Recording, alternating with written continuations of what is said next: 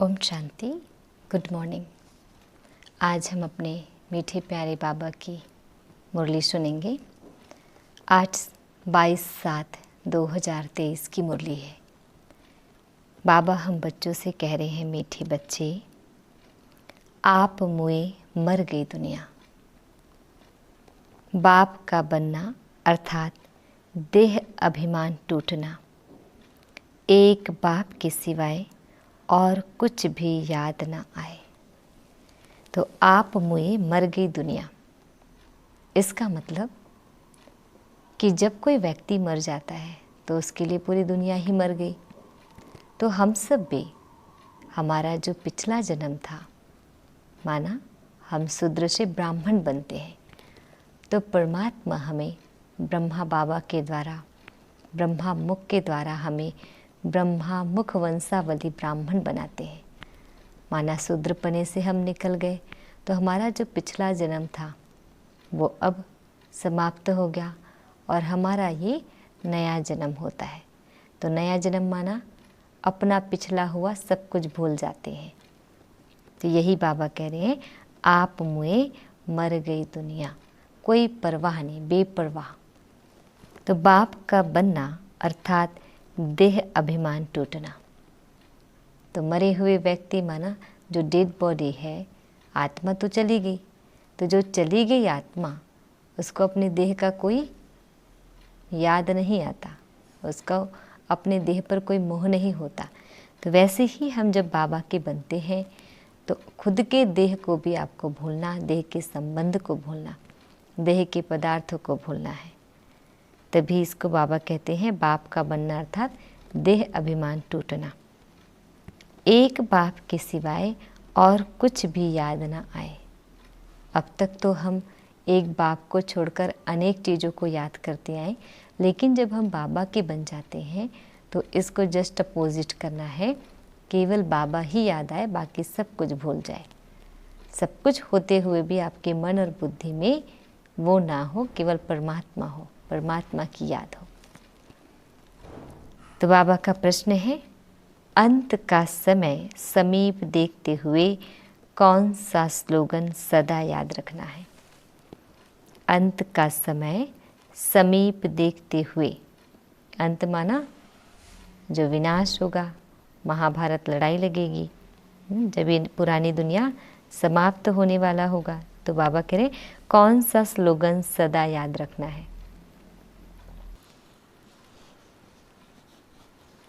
तो उत्तर है, किनकी दबी रहेगी धूल में, किनकी राजा खाए, किनकी चोर लूटे, किनकी आग जलाए। अंत में जितने भी हमारे पास जो धन संपत्ति, जो कुछ भी है, जो इन आँखों से आप देख पा रहे हैं, जितने भी विनाशी चीज़ें हैं जो आपकी आत्मा के साथ नहीं जाने वाली, वो सारी विनाशी है। तो शरीर छूटा, शरीर के साथ आपके संबंध, संपत्ति, सब कुछ जो छूट जाता है, तो बाबा उनको कह रहे हैं कि वो अंत में क्या हो जाएगा, किसी की धूल में मिल जाएगी, किनकी राजा खा लेंगी, है ना, किसी का चोर लूट के ले जाएगा, किसी का आग लग जाएगा। तो बाबा कह रहे हैं कि ये अंत समय है ना। तो इसका ये वाला हमें स्लोगन हमेशा याद रखना है। यह स्लोगन सदा याद रखो, क्योंकि अभी दुख के पहाड़ गिरने हैं। अभी भी हम मनुष्य आत्माओं के पास दुख की कमी नहीं है, लेकिन बाबा कह रहे हैं कि और ही ज़्यादा दुख बढ़ते जाएगा। आप देखिए, अभी तन की बीमारी, मन की बीमारी, धन की बीमारी कितनी ज़्यादा बढ़ती जा रही है। और लोग आज कितना भी गरीब हो या कितना भी धनवान हो, कोई भी व्यक्ति आज खुश नहीं है। इससे पता चलता है कि दुख कितना बढ़ गया। प्रकृति का भी देख रहे हो कैसे कैसे रूप बदल रही है ना। तो बाबा कह रहे हैं कि दुख के पहाड़ गिरने हैं, सबका मौत होना है। हम सबको पता है, जिसका जीवन होता है, जिसका जन्म होता है, उसको तो मृत्यु होना ही है ना। तो अभी सबका मौत होना है, माना जब भी विनाश का टाइम आता है तो एक भी आत्मा इस धरती पर नहीं रहेंगी, माना सबका मौत आएगा, चाहे वो बच्चे हो या बूढ़े हो या जवान हो, है ना। तो तुम बच्चे तो अभी बाप पर पूरा बलि चढ़ते हो। पूरा बलि माना तन से, मन से, धन से, विचार भी, संकल्प भी भगवान के श्रीमत के अनुसार, उनके विचार के अनुसार, उनके बोल के अनुसार चले। तुम्हारा सब कुछ सफल हो रहा है। तन मन धन हम सब कुछ, श्वास संकल्प हम पल पल सफल करते जा रहे हैं। तो तुम एक जन्म बलि चढ़ते, बाप 21 जन्मों के लिए बलिहार जाता है। ये हम अंतिम जन्म है ये हमारा, और इस अपने अंतिम जन्म में हमें परमात्मा मिला, और वो भी कितना लेट मिला है। तो सारा एक जन्म पूरा हमने भगवान को नहीं दिया, कुछ साल ही कह सकते हैं। तो वो हम परमात्मा पर बलि चढ़ रहे हैं। तो बाबा हम पर 21 जन्मों के लिए बलिहार जाता है। 8 जन्म सतयुग के और 12 जन्म त्रेता युग के, 1 जन्म संगम युग का है। तो ये सभी मिलाकर, तीनों ही युगों का मिलाकर 21 जन्म होते हैं। तो 21 जन्म वर्षा देते हैं, माना ये अविनाशी हमारा वर्षा है। 21 जन्म हम प्रारब्ध भोगते हैं। अभी जो हमने कमाया है ना, अभी तन मन धन अगर हम परमात्मा पर पूरा पूरा बलिहार जाते हैं तो हमें 21 जन्मों के लिए बादशाही मिलेगी, 21 जन्मों का सुख शांति मिलेगा, ऐश्वर्य मिलेगा, वैभव मिलेगा। तो 21 जन्म तुम्हें लौकिक माँ बाप के वर्षे की दरकार नहीं। माना अभी क्या है, हम इस जन्म में, अब तक जब हमें शूद्रपनी में थे, हमें जब ब्राह्मण जन्म नहीं मिला था, तो लौकिक ही हमें माँ बाप से धन दौलत मिलते थे, है ना। अब बाबा का ज्ञान मिला, अब हम बाबा के बन गए। तो हमारा पिता, एक बाप और दादा, ब्रह्मा बाबा पिता हो गए और शिव बाबा हमारे दादे हो गए। तो हमें वर्षा मिल रहा है। और अगर आत्मिक रूप में देखें तो शिव बाबा हमारे पिता है, जो हमें 21 जन्मों का वर्षा देते हैं। तो अभी हम 21 जन्मों की कमाई कर रहे हैं, और फिर हमें सतयुग त्रेता में लौकिक जो हमारे माता पिता हो गए, उनसे हमें वर्षा नहीं मिलेगा। माना उनसे हमें मिल्कियत नहीं मिलेगी, धन दौलत नहीं मिलेगा। यहाँ जो हम कमा करके जा रहे हैं, जो हमें अभी परमात्मा ही देते हैं सब कुछ। तो अभी जो कमाई कर रहे हैं, अभी जो हम पढ़ाई पढ़ रहे हैं, इसके बदले में हमें भगवान ही देंगे। तो हम केवल वहाँ प्रारब्ध पाएंगे, केवल सुख पाएंगे। इसके बदले में ही हमें वहाँ सब कुछ मिलता है। तो द्वापर से फिर जैसा कर्म वैसा फल मिलता है। फिर द्वापर युग में हम अपने माता पिता के जो उनकी मिल्कियत होगी, है ना, जो उनके धन दौलत होंगे, उनके हकदार होंगे, और जो कुछ भी मिलेगा हमें अपने कर्मों के अनुसार मिलेगा। आज गीत है, मैं एक नन्हा सा बच्चा हूँ, तुम हो बड़े बलवान प्रभु जी, मेरी लाज रखो। तो आप सब इस गीत को ज़रूर सुने ध्यान से। ये पुरानी मूवी का सॉन्ग होता है और इसकी बहुत अच्छी मीनिंग निकलती है। तो आप लोग इनको सुने ज़रूर। मैं एक नन्हा सा बच्चा हूँ, तुम हो बड़े बलवान प्रभु जी, मेरी लाज रखो। अच्छा, बाबा हम बच्चों को विश कर रहे हैं, मीठे मीठे शिकिल दे बच्चों प्रति माता पिता बाप दादा का याद प्यार और गुड मॉर्निंग। रूहानी बाप की रूहानी बच्चों को नमस्ते। हम रूहानी बच्चों की रूहानी बाप दादाजी को याद प्यार गुड मॉर्निंग और नमस्ते नमस्ते नमस्ते। शुक्रिया बाबा, शुक्रिया। आज हम बच्चों को धारण करना है 2 पॉइंट। फर्स्ट पॉइंट है, स्वराज्य के लिए बाप पर बलि चढ़ना है। सतयुग में हमें प्राप्ति कैसे होगी? अभी की कमाई से। तो बाबा कह रहे स्वराज्य के लिए बाप पर बलि चढ़ना है। अभी हमें बलि चढ़ना है तन मन धन से। एम ऑब्जेक्ट सदा सामने रखनी है। हमें क्या बनना है? हमारा एम ऑब्जेक्ट क्या है? मनुष्य से देवता बनना, नर से नारायण बनना, नारी से लक्ष्मी बनना, पुरुषार्थ कर सूर्यवंशी बनना है। हमें देवता घराना में जाना है। अगर देवता घराने में एक जन्म भी मिलता है तो क्षत्रिय घराना तो हमें मिलेगा ही।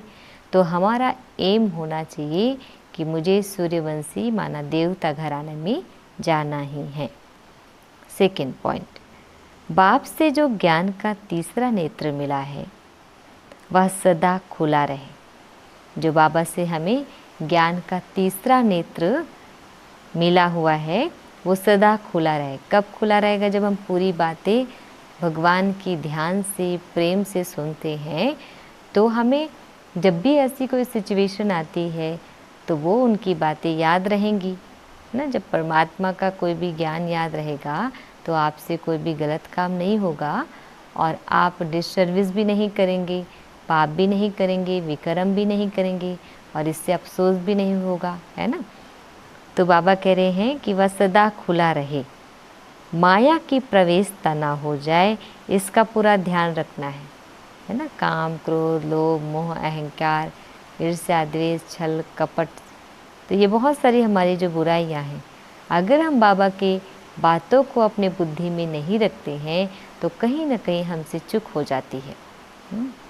तो योग अग्नि से विकर्माजीत बनना है।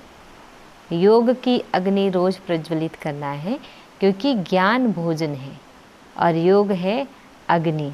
तो भोजन को कच्चे नहीं खाना, भोजन को पकाकर खाना है। जितना जितना आप योग करते जाएंगे ज्ञान की धारणा उतनी ही होती जाएगी और उतने ही आप शक्तिशाली होते जाएंगे। अदरवाइज अगर आप ज्ञान ही ज्ञान सुनते हैं और योग नहीं करते हैं तो ज्ञान का असर भी नहीं होगा, ना आप पर होगा, ना दूसरों पर होगा और न ही हमारा खुद का संस्कार परिवर्तन होगा, ना हमारा संसार परिवर्तन होगा। तो बाबा कह रहे हैं योग अग्नि से विकर्माजीत बनना है। जितना योग करते हैं उतना ही हम अपने विकर्मों को जीत प्राप्त करते हैं। कोई हमसे विकर्म नहीं होता, सूक्ष्म रीति से भी, है ना।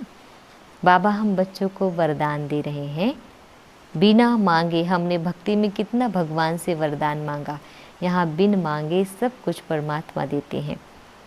तो आज हम बच्चों को वरदान दे रहे हैं सर्व संबंधों से बाप को अपना बनाकर एक रस रहने वाले नष्टो मोहा स्मृति स्वरूप भाव।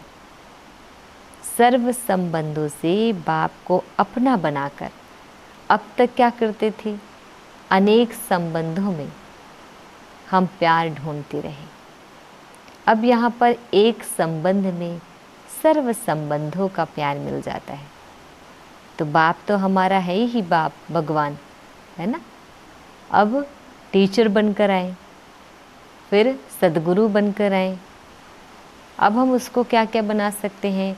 उसको साजन बना सकते हैं, मासुक बना सकते हैं और बेटा बना सकते हैं, बेटी बना सकते हैं, है ना। और सखा बना सकते हैं, दोस्त, बच्चा बना सकते हैं, पोत्रे पोत्री बना सकते हैं। जिस भी रिश्ते की कमी है, आपको जो भी रिश्ते से प्यार चाहिए, आप वो रिश्ता बाबा से बना लें। तो मैं तो ये कहूँगी कि सारे ही संबंध हमारे अपने पिता से रखना चाहिए। अगर एक संबंध की भी कमी हो जाती है हमारे जीवन में, या हम ऐसे एक भी संबंध अगर परमात्मा से चूक कर देते हैं, नहीं रखते हैं, तो वो संबंध की कमी हमारे जीवन में महसूस होती है और हम इन मनुष्यों के बीच ढूंढने लगते हैं। तो इसीलिए आप सर्व संबंधों का रिश्ता परमात्मा से रखें। सब कुछ है वो आपका, जो आप उस रिश्ते को, जिस भी रिश्ते में आप उसको ढालना चाहें। तो एक में ही अनेक रिश्ते मिल जाएंगे, तो एक रस रहने वाले नष्टो मोहा, मोह सबसे ख़त्म हो जाएगा, नष्ट हो जाएगा। क्योंकि लगाव और लव माना अटैचमेंट और लव दोनों ही अलग हैं।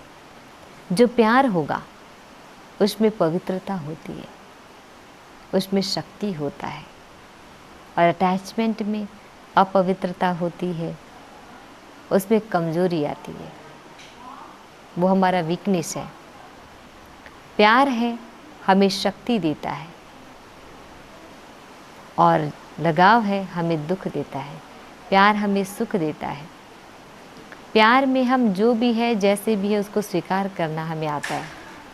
लेकिन अगर हमें किसी से लगाव है तो वो जैसा भी है हम उसको एक्सेप्ट नहीं करते, बल्कि हम उसको अपने अनुसार चेंज करने की कोशिश करते हैं। प्यार अगर दूरियां भी है तो हमें उसमें फिर भी प्यार आएगा, उसके कंडीशन को हम समझेंगे। लेकिन जहाँ लगाव है तो थोड़ी से भी अगर हमें डिस्टेंस महसूस होता है तो हमें दुख महसूस होगा, दर्द महसूस होगा। तो लव और अटैचमेंट, लव होगा वो आत्मा के लेवल पर होता है, और जो अटैचमेंट होता है वो शरीर के लेवल पर होता है।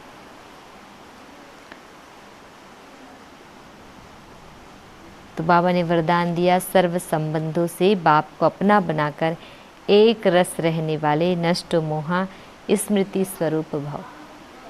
डिटेल है, नष्ट मोहा स्मृति स्वरूप बनने के लिए सर्व संबंधों से बाप को अपना बनाओ। किसी भी दैहिक संबंध में बुद्धि का लगाव ना हो। अगर कहीं भी लगाव होगा तो बुद्धि भटकेगी। न खुद के देह में न दूसरों के देह में हमें लगाव नहीं होना चाहिए। बैठेंगे बाप को याद करने और याद वही आएगा जिसमें मोह होगा। किसी भी चीज़ में, वो तन में हो, किसी के गुणों में हो, संस्कारों में हो, या धन में हो, व्यक्ति से हो, संबंधों से हो, पदार्थों से हो, किसी भी चीज़ से अगर आपको लगाव है तो जब हम परमात्मा को याद करने बैठते हैं, हम एक को याद करने बैठते हैं, अनेक याद आ जाता है ना। आज बारिश काफ़ी तेज़ हो गई है तो आपको उसकी भी वॉइस सुनाई दे रही होंगी। हिमाचल में बारिश बहुत ही होती है तो रिकॉर्डिंग में आपको सुनने को भी मिलता होगा। किसका मोह पैसे में होता है? बाबा बता रहे हैं कि किन किन चीज़ों में हमें मोह होता है। किसी का मोह क्या है? पैसे में होता है। किसका जेवर में होता है, किसका किसी संबंध में।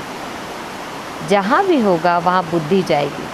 और जब भी हम परमात्मा को याद करने बैठते हैं, उसी घड़ी उसी समय ये सारी चीज़ें याद आ जाती हैं। बैठते तो एक की याद में हैं, लेकिन वो एक को छोड़कर बाकी अनेक याद आ जाता है। अगर बार बार बुद्धि जाती है तो एक रस नहीं रह सकती। अगर बार बार बुद्धि जाती है तो एक रस नहीं रह सकती। अच्छा जी, स्लोगन है आज, प्रकृति को दासी बना दो तो उदासी दूर भाग जाएगी। प्रकृति भी क्या कर रही है? अभी आज खूब बारिश कर रही है, पर बाबा क्या कह रहे हैं? प्रकृति को भी क्या बना ले? दासी बना दो तो उदासी दूर भाग जाएगी।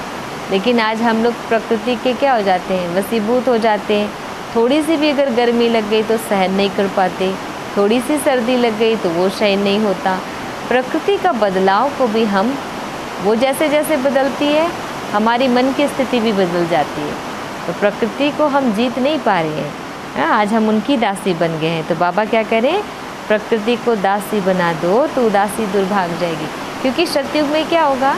प्रकृति भी हमारी दासी होंगी, है ना, हमारे अकॉर्डिंग चलती है। अच्छा जी, तो आप सभी पूरी मुरली सुने ज़रूर।